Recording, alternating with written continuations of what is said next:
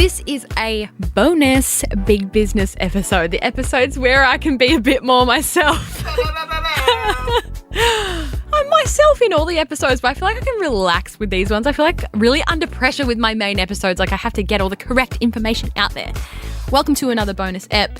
Make sure you're listening to my main episodes if you aren't already. And today we're taking it back to my YouTubing days and we're doing a good old-fashioned Q&A. I asked on my Big Business podcast Instagram account for you to ask me some questions last night, and thank you so much to everyone that sent the questions through. There's actually so many good ones that I don't know which ones to choose. Xander, do you want to scroll through and you pick the questions? Welcome to the chat, Xander. Hello, everyone. Everyone hears you throughout my episodes anyway, but this is your time to shine. This is my time to shine. Okay, let's have a look. Question number 1. What's the most embarrassing moment you've had on your business journey? Oh, that's a good question. Besides the muck-ups on this podcast, obviously. Yeah, probably that. Oh, is it weird that I feel like I haven't had any? I can't think of one massive standout moment that is completely embarrassing, but one area that I feel like I mention this so much on the podcast as if though it happens like every day, but it doesn't.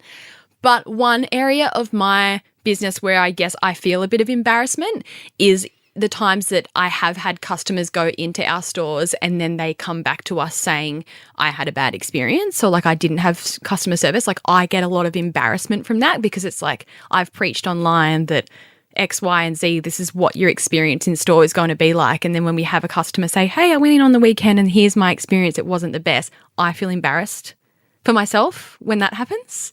But I wouldn't say it's like overly embarrassing, but it is pretty fucking embarrassing. Do you ever get imposter syndrome and do you experience ageism from others within business?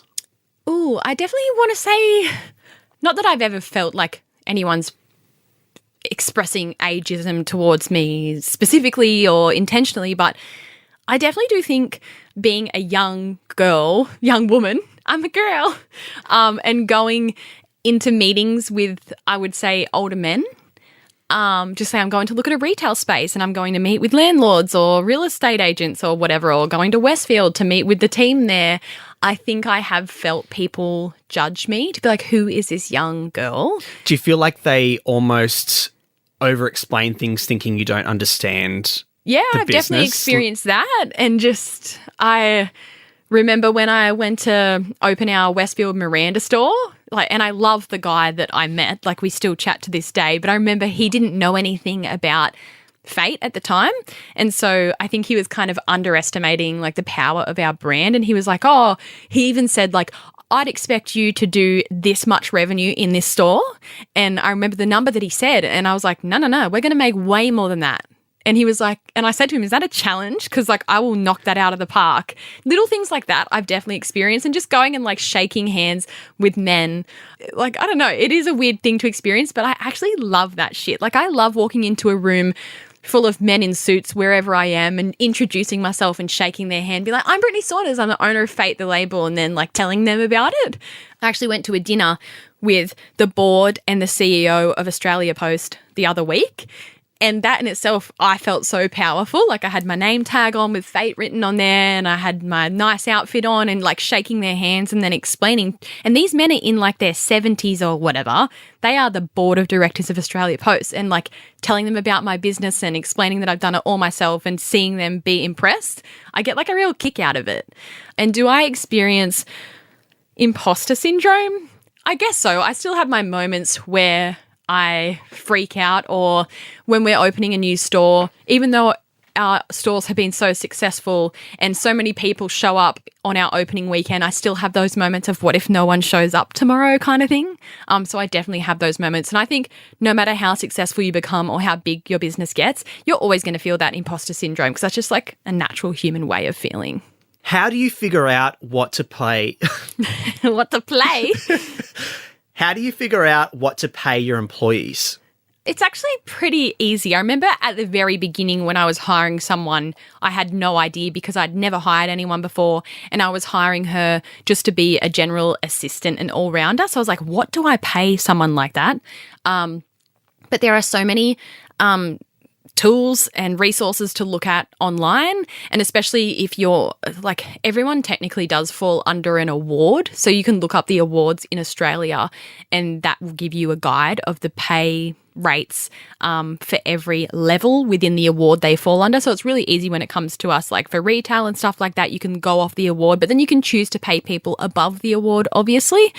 And you can even just literally Google, like if it's a role that isn't on any specific award, if they're doing something like social media, content creation, like obviously there's no award for that. But then you can go researching like what do other roles in your state or whatever pay on average, and you can get a lot of information online as well. What would you like to see more of in the business industry? Oh, I would love to see more businesses supporting one another and getting together and collaborating. I do feel like in business, like there are great communities where it is business owners supporting one another, but I still feel like everyone's kind of still out for themselves doing their own thing. I'd like to see more business owners and brands coming together to support one another in any way, shape or form. I'd just love to see more connection and more community. How do you get past the fear of what other people think? Oh, God.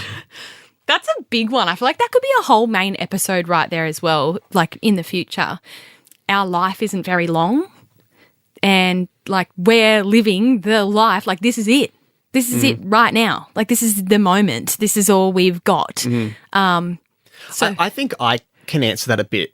Go for it. I have had a multitude of jobs. I've been a performer. I've worked in a gym. I'm a producer now. I've been a bit all over the place, a bit of a job whore. And I've always been in spaces where critique and judgment is very apparent. Yes. How I've gotten past that personally is I look within myself and I go, am I happy with my values and am I happy with how I'm presenting myself to people and where my kind of ethics and moral standing is? If my answer is yes, then that's all you should be worrying about. Yeah. Because if you're happy with the person you are and you're happy in your life. And happy with what you want to do. Yeah. Having that kind of backing within yourself is kind of all the validation you need, because if they're judging you, then obviously their values aren't really the same as yours. The same. They're in a different category. And that's the thing when it comes to people judging you. Like I've been on the internet for a really long time, so I guess I've shaken off that fear of what people think of me a very long time ago when I started making YouTube videos in high school. I was like, I don't give a fuck what the kids in high school say. Yeah. Because I want to make these videos because I like doing it. Yeah. But when, I know it's an old saying, but like if someone says something about you or if they're judging you for whatever it is that you're doing, like that says everything about that person. Yeah. Like that says nothing about the thing that you're doing and everything about them. Yeah. I think it's important also not to seek validation from those people. Yes. Like when you're achieving things, you should be achieving them for yourself and not for what these people think about you for achieving them. And that's something definitely I've struggled with, is that I noticed that I was living life and doing things just so these people could think I was great. We naturally want to please others and I don't know why. But yeah, like do the things for yourself, do the things that you love. And I think that's when your life truly begins. Like when you stop living for like the validation of others and you start living to do the things that you want to do. Yeah. Just fucking go for it. And our life is so short. I know it's so cliche, but it really is so short. And I think the last question for today will be, would you ever have your brand sold in department stores? Great question. And we have had a lot of people ask this, especially with how many people want us to be available in store. Like we've got people asking, open a store in Perth, open a store in South Australia, open a store in Cairns. And then when I've said like, it's not that easy, I have had people say to us, well, why don't you look at getting stocked in another store? Much like franchising, I think when you are then wholesaling your product out into other people's store, you do kind of lose that sense of your brand a little bit because you are giving your product to another business to sell it in potentially a different way. And I just think Fate doesn't belong in another store. Like Fate is a brand of its own. Our pieces are exclusively ours. You can't get them anywhere else. So for that reason alone, I wouldn't want to go into other stores. I can understand from an accessibility point, it would be great if we could be stocked in Myer or David Jones or whatever. But I wouldn't want to lose that part of our brand that's so special, which is just that whole experience of buying it. I was going to say, you offer such a unique experience. Yep. And you'd want anyone who's buying your clothes to have that same experience wherever they go. Yes. And that could definitely be like saturated differently. Yeah. In if you're surrounded by all other brands, then I don't want to become just another brand on the rack, even though it is good from an exposure point of view. Like if we were in a department store, like your brand is getting exposed to a whole new demographic of customers. And the other reason, my answer to your question is no. Never say never, but that is a definite no for me for the time being. Another reason why we haven't gone down that avenue of wholesaling is just from a profitability standpoint. When you're selling your pieces at a wholesale price to other businesses and department stores, you're making even less money because they're taking a huge chunk of it by buying it at a lower cost, and then they're selling it and keeping most of the money from the sales. I don't think financially it would be the best decision for us. I'd rather stick to just selling it ourselves because then we can make the profits, which is what we want to do, so we can continue to grow the business. So yeah, I do understand accessibility-wise and exposure-wise, it would be great, but I don't think it's right for our brand and my business. Well, anyway, my friends, I mean, I feel like I could answer a billion more questions in here, and I know everyone will be like, make them longer, but these bonus episodes are just little bonus episodes, so I'm going to leave it at that.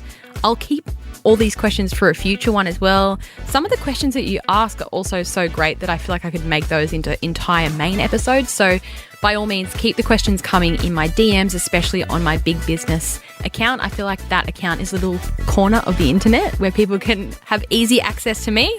And I'll see you all on Monday for my main episode.